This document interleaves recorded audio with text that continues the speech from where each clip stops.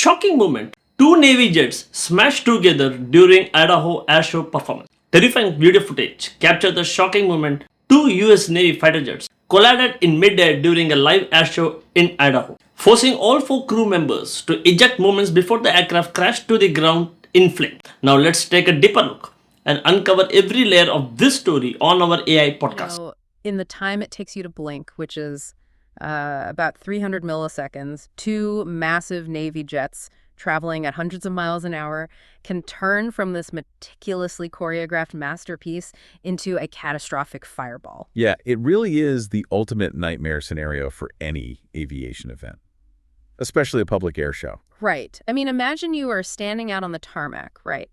It's a beautiful, clear Sunday afternoon. You've got your sunglasses on, the sky is just absolutely blue, and you're surrounded by thousands of other spectators. Everyone's just having a great time eating hot dogs. Exactly. Everyone's head is tilted back, looking up. You are taking in what looks like the absolute pinnacle of human engineering and skill. Yeah. And then in a fraction of a second, the unthinkable happens. And it changes instantly. Right there in broad daylight, two military aircraft collide midair. They just instantly lose all aerodynamics, tumbling uncontrollably from the sky, transforming into this terrifying ball of thick black smoke and raining debris. It's the kind of visceral, heart-stopping image that you just hope you never have to witness in person. It truly is. The sheer suddenness of the event is what truly shocks the human nervous system.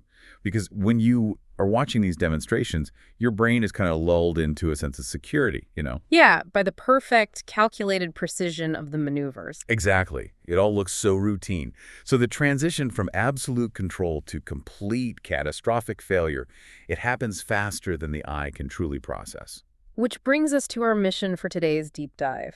We are looking closely at the terrifying eyewitness accounts, the social media footage, and the official reports from the mid-air collision at the Gunfighter Skies Airshow out in Idaho. But we aren't just looking at the wreckage today. No, definitely not. We're going to explore the miraculous survival of the crews involved, the incredibly complex mechanics of how they got out of that fireball, and the psychological tactics used that keep thousands of spectators from trampling each other on the ground. Which is a whole fascinating subject on its own. Absolutely. And beyond that, we have to look at the inherent extreme risks that are baked right into these military air demonstrations. Because the source material really forces you to reevaluate what you are actually watching when you buy a ticket to one of these events. Okay, let's unpack this. We are talking specifically about two U.S. Navy Boeing EA-18G Growler electronic warfare jets. Right, the Growlers. Now, for those of us who aren't aviation buffs, electronic warfare sounds like something straight out of a sci-fi movie. I mean, what exactly are these machines doing up there? Well, it is a critical detail because it underscores just how valuable and complex these specific aircraft are. The EA-18G Growler isn't primarily designed to drop bombs or engage in traditional dogfights like you might picture. Okay, so what's their main weapon then? Its main weapon is the electromagnetic spectrum. These jets are essentially flying supercomputers. They're designed to jam enemy radar, disrupt communications, and basically completely blind anti-aircraft missile systems. Yeah, and they carry crew of two. So Right. you have a pilot in the front and an electronic warfare officer in the back. And each jet is packed with highly sensitive, incredibly expensive technology. So when we are talking about a collision involving two Growlers, we are talking about a staggering technological and financial loss. Oh, massive. But what's fascinating here is the immediate, almost unbelievable contrast between the catastrophic failure of these multi-million-dollar machines and the absolutely flawless execution of the emergency ejection sequence. Because it worked perfectly. Exactly. You have these two aircraft tearing each other apart, completely succumbing to gravity and physics, but rising above that chaos is a perfectly engineered, perfectly timed safety mechanism that ended up saving 4 lives. It's just incredible. Let's set the scene based on the reports because the timeline and the geography dictate everything that happens next. It's roughly 12:30 p.m. at the Mountain Home Air Force Base in Idaho. Prime time for an air show. Right. And the crowd is massive. People have brought their kids, they've set up lawn chairs, and they've been promised this incredible day of military aircraft displays and family entertainment. The actual collision happens about 2 miles northwest of the base during an aerial demonstration. And 2 miles might sound like a comfortable distance on the ground if you're just driving it. Yeah, it sounds pretty far. But in the air, especially with aircraft of that size and volume, it feels incredibly intimate to a spectator. At that distance, you aren't just seeing the event, you're hearing the terrible crunch of metal. Oh, that sound. You're feeling the concussive force of the engines, and you are well within the radius where wind can carry burning debris. And the sensory details captured in the sources are just chilling. You have these two Navy jets performing their type maneuvers, and then they appear to make mid-air contact. From there, it is an instant loss of control. Complete loss. The jets are described as tumbling uncontrollably toward the ground. Thick black smoke quickly fills the sky. When I was trying to wrap my head around how this happens, the best analogy I could come up with is highway driving. Okay, let's hear it. Think about driving down the interstate at 80 miles an hour. Now, imagine your bumper is only 6 inches away from the car next to you. And instead of just steering left and right on a flat road, you are steering up, down, and diagonally in a three-dimensional space, all while fighting gravity. Yeah. That's the kind of margin of error we are talking about, isn't it? That is a remarkably accurate way to visualize it, though. I mean, we have to scale the speed up significantly. Right, of course. These jets are often operating at hundreds of miles per hour. When you are flying in those incredibly tight formations, the margins they are working with are almost incomprehensible. Closing the distance between two aircraft at those speeds, it happens faster than the human brain can consciously process the visual information. So they don't even see it coming. Not really. By the time a pilot's eyes register that the other jet is too close, and the brain sends an electrical signal down the arm to the hand to adjust the flight stick. It's already too late. Exactly. The collision has already occurred. I always just assume these elite pilots can, I don't know, muscle their way out of a bad situation. Are you saying that human reaction time is essentially a non-factor at that exact second? It is completely maxed out. They are flying in a domain where a fractional miscalculation like a sudden thermal updraft, a microsecond delay in input, a slight misjudgment of distance, results in two dense objects of metal and fuel attempting to occupy the exact same physical space. Which physics obviously doesn't allow. Right. And I want to emphasize what happens aerodynamically when metal hits metal at those speeds. These jets fly because their shape creates lift. The moment they collide, wings are sheared, fuselages are warped, and control surfaces are destroyed. They just break apart. They instantly cease to be aircraft. They become falling bricks. Oh. The transition from a controlled, aerodynamic flight to a chaotic, unrecoverable tumble happens the very millisecond the contact is made. There's absolutely no saving the aircraft at that point. Which makes what happens next seem utterly impossible. Because if you are a spectator on the ground and you see two jets turn into falling bricks engulfed in a fireball, your brain immediately jumps to the darkest conclusion. You think you've just witnessed the worst-case scenario. Exactly. You are witnessing a tragedy. But then, according to the eyewitness accounts, the spectator's eyes began to shift from the horrible black smoke filling the sky to something else. You read these witness reports expecting a tragedy, but then here's where it gets really interesting. Yeah. Amidst this horrifying black smoke, witnesses start pointing at the sky, and they see 4 parachutes slowly drifting down. All 4 crew members managed to eject safely. It's an absolute miracle. They landed about 1 mile south of where the smoke from the wreckage was billowing up. I just don't understand the mechanics of that, though. If the jet is tumbling violently, like you said, how does an ejection seat even know which way to go? It is a phenomenal feat of engineering. You have to realize, ejecting from a high-performance jet is not like pulling a ripcord on a leisurely skydive. I imagine not. It is one of the most violent physical processes a human body can endure and still survive. Let's break down the mechanics of what happens in that fraction of a second. Okay. When the pilot or the electronic warfare officer pulls the ejection handle, a sequence is initiated that is entirely out of their hands. First, explosive charges literally shatter or blow off the canopy above them. That clear the path. Right. Immediately after, rocket motors mounted under the seat ignite, blasting the crew member out of the cockpit. Wait, rockets. So they are essentially strapping themselves to a missile just to get out of the plane. That is exactly what it is, and the force is staggering. They are subjected to upward of 14 to 20 Gs of force in an instant. 20? Yeah. To put that in perspective, that is 14 to 20 times the weight of their own body pressing down on them. That has to cause some damage, right? It often results in severe spinal compression, fractured vertebrae, and joint injuries. It's incredibly punishing. But to answer your question about the tumbling, This is where the technology is brilliant. How does it orient itself? Modern ejection seats have sensors and a small stabilizing device called a drogue parachute. Because they are punching out of a chaotic tumble, the seat might be upside down or spinning wildly when it clears the aircraft. Right, because the plane is just spinning. Exactly. So the drogue parachute fires first, catching the air to stabilize the seat and orient it upright. Only once the seat is stabilized and the altitude and speed are safe does the main parachute deploy. That is mind-blowing. They are inside a violently disintegrating aircraft, experiencing extreme gravitational forces throwing them in every direction, and yet this system manages to shoot them out, right them in the air, and deploy a parachute. It really is the single brightest spot in this entire terrifying narrative. But, while those 4 pilots are violently thrust into the sky, suspended by parachute silk, we have to look at where they are drifting towards. The crowd. Yes, they are descending over a base packed with thousands of terrified people who have just watched a fireball. The psychological survival of that crowd relied heavily on a factor we rarely think about, which is the air show announcer. I'm so glad you brought that up because I want you, the listener, to really think about this. Think about the last time you were in a massive crowd, like a concert or a sporting event, when something unexpected and loud happened. It's terrifying. The instinct is primal. The crowd surges, people run toward the exits, and often the panic causes more injuries than the initial event itself. But that didn't happen here. Why?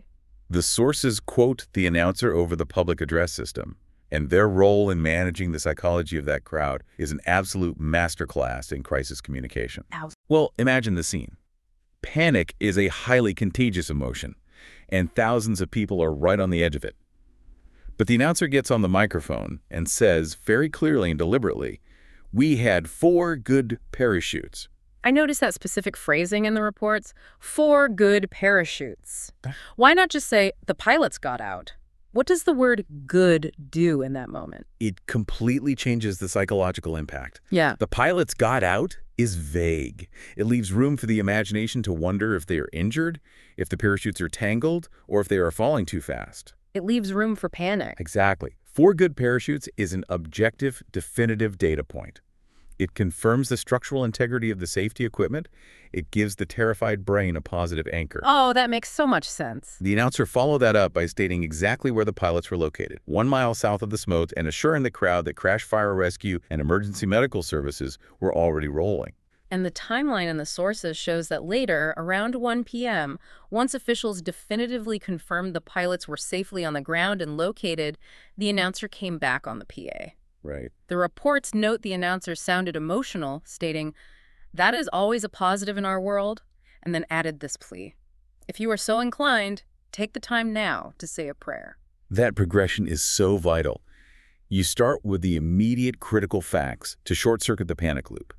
Then you provide transparent updates on the institutional response, letting the crowd know that professionals are handling the danger. And then you bring in the human element. Finally, yes, once safety is confirmed, you lower the emotional shield and allow for a moment of shared human relief. It bonds the crowd together rather than letting them scatter in fear. I completely see the strategy there, but I still struggle to understand how the crowd didn't completely lose it initially. One eyewitness explicitly told reporters, "I heard someone next to me say, 'We are down.'" Yeah, that's a terrifying thing to hear. You see a massive fireball. The grounds are immediately locked down. Nobody is allowed in. Nobody is allowed out. If I'm trapped at the scene of flaming wreckage, my first instinct isn't to patiently listen to an announcer. I mean, why didn't absolute chaos take over the tarmac? It is a totally valid point. And to understand why the panic didn't take hold, you have to look at the unique environment they were in. Look closely at the eyewitness account from the sources. That witness specifically noted that despite the absolute chaos in the sky, the atmosphere on the ground was very calm, controlled, and well-managed. How does that even happen? That happens because they are on a military installation. Oh, interesting. How does being on a military base change the psychology of a civilian crowd? It changes the visible response. Civilian venues often rely on private security or local police who have to be dispatched to an emergency. They have to drive there. Right. Military bases are built on a foundation of strict, highly drilled emergency protocols. For an air show of this magnitude, emergency responders don't just arrive after a 911 call. They are pre-staged. It's already there. Fire rescue crews are sitting in their trucks, engines running, wearing their protective gear. Medical helicopters are already on standby. When the collision happened, that response was immediate and overwhelming. So the perimeter was secured instantly by people who looked like they knew exactly what they were doing. Precisely. When a crowd, even a highly stressed one, sees immediate, highly organized authority step in, it dramatically lowers the temperature of the panic. The lockdown wasn't perceived by the crowd as being trapped in a danger zone. It was perceived as part of a structured, competent safety procedure. I see. The visible competence of the military personnel basically neutralized the chaos falling from the sky. That makes perfect sense. The structure of the environment dictated the behavior of the crowd. And of course, the relief that the crew survived is immense. Everyone goes home safe. Yes, thankfully. But, as the sources point out, local authorities officially canceled the remainder of the Mountain Home Air Show. The famed Thunderbirds were supposed to perform, and all of it was shut down. And that cancellation, well, it forces us to look backward. Because when you dive into the history of this specific event, you realize this incident wasn't an isolated tragedy. No, it wasn't. And that historical context changes the narrative we're looking at completely. The sources outline a deeply concerning history for the Gunfighter Skies event. In 2018, there was a fatality. A hang glider pilot died in a separate accident during the show. Tragic. And if you go further back to 2003, there was another massive crash involving a Thunderbird aircraft at this same base. Now, in that 2003 incident, the pilot also managed to eject safely and survive, much like our 4 crew members today. But the multi-million-dollar aircraft was completely destroyed. So what does this all mean? It's a complicated question. How do we justify this? We market these events as family entertainment. We sell hot dogs and balloons. And yet we have a track record of fatalities and flaming wreckages raining down near crowds. How do we reconcile those two things? Well, if we connect this to the bigger picture, we are looking at the fundamental paradox of the modern military air show. We have to acknowledge that these events serve a very specific strategic purpose for the armed forces. They aren't just putting on a show for fun. No, not at all. They are designed to showcase military might to adversaries, to demonstrate the precise capabilities of their engineering, to foster good public relations with the taxpayer, and, quite frankly, to serve as massive, highly effective recruitment tools. So they need the wow factor. They promise spectacle, and spectacle requires pushing boundaries. Right. The entire pitch is, come see the loudest, fastest, most dangerous machines on Earth, do things you didn't think were possible. Exactly. But the very elements that make these demonstrations spectacular, the extreme high speeds, the shockingly low altitudes, the incredibly tight formations, are the exact same factors that introduce enormous, potentially lethal risks. You can't have one without the other. You simply cannot separate the thrill from the inherent danger. The shocking accident we are discussing today, along with the tragedy of 2018 and the crash in 2003, completely strips away the illusion of safety that we usually bring with us to a public entertainment event. It's like we buy a ticket for a magic show, but the magic trick involves actual live ammunition. We just sit in our lawn chairs and assume that someone behind the curtain has made it perfectly safe for us to watch. We forget that physics doesn't care if we're eating a funnel cake. That is a perfect metaphor. The audience is shielded by the assumption of safety, relying on the sheer competence of the pilots to keep the live ammunition from hitting the crowd. But this raises an important question. Is the margin for error simply too small when performing for public crowds? Even for the most elite pilots in the world. Exactly. When you are flying a Boeing EA-18G Growler in a highly choreographed routine, you are operating so close to the edge of the aircraft's aerodynamic limitations and your own human physiological limits. Is the public relations benefit of a Thunderbird loop or a high-speed low pass worth the risk of 2 jets colliding and showering debris over a populated area? And let's not forget the proximity. When that witness says, "We are down," they are watching flaming, toxic debris rain from the sky just a mile or 2 away. It's way too close for comfort. If those jets had been positioned slightly differently in their routine, or if the wind had been blowing aggressively in the other direction, we're talking about a completely different, exponentially more tragic headline involving civilian casualties on the ground. Which is exactly why the military takes these investigations so incredibly seriously. The sources note that an investigation into the cause of Sunday's catastrophic collision is expected to begin immediately. They have to figure out what went wrong. They have to dissect the data recorders, interview the surviving crews, and reconstruct the wreckage. They must determine exactly what the failure point was. Was it a mechanical failure in the flight control systems? Was it an imperceptible human error? Or was it an environmental factor, like a sudden wind shear? Because whatever caused it, they need to make sure it doesn't happen again. Because the implications for future air demonstrations and the protocols for how close these aircraft are allowed to fly to civilian populations are massive. And that really brings us full circle on today's deep dive. We started with the sheer, unimaginable terror of two incredibly advanced Growler jets colliding in midair, turning a beautiful Sunday afternoon into a chaotic fireball in the blink of an eye. A truly horrifying sight. We explored the insanely violent, complex physics of the ejection sequence that allowed 4 crew members to drift down to safety. We looked at the masterful psychological tactics and military protocols that kept thousands of panicked spectators calm on the ground. Which is an incredible achievement in itself. But we also walked away with this very sobering history of the Mountain Home Air Show. We've seen that beneath the veneer of family fun and military pageantry, there is a very real, very sharp edge of danger that we often choose to ignore. It is a delicate, perilous balance between showcasing the absolute pinnacle of human achievement and risking human life. The fact that all 4 crew members walked away is a profound testament to the incredible engineering of Martin Baker ejection systems. Absolutely. But the loss of the aircraft and the terror in the sky is a stark reminder of the unforgiving absolute nature of aviation physics. I want you, the listener, to think about this next time you find yourself looking up at the sky. Think about your own experiences watching high-speed events, whether it's an air show, a Formula One race, or anything that pushes the physical limits of machinery. It's so easy to just watch it as entertainment. Think about how easily we, as spectators, forget the very real danger that is masked by the spectacle.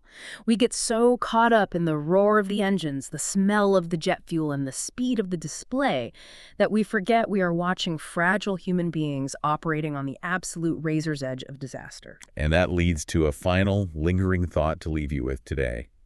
When we pack our families into the car, grab our sunglasses, and attend these incredible aerial demonstrations, are we truly there just to appreciate the precision of military training and the marvels of aerospace engineering? Right. Or is there something deeper, something more primal at play? Is it our own human fascination with being so close to the extreme edge of danger, knowing that at any moment the high-speed ballet could miss a step, that actually makes these shows so wildly popular? Okay, one question for you. What was going through the minds of the 4 Navy pilots in the final moments before ejecting from their aircraft as thousands of horrified spectators watched the jet fall from the sky? Don't forget to comment it. Thanks.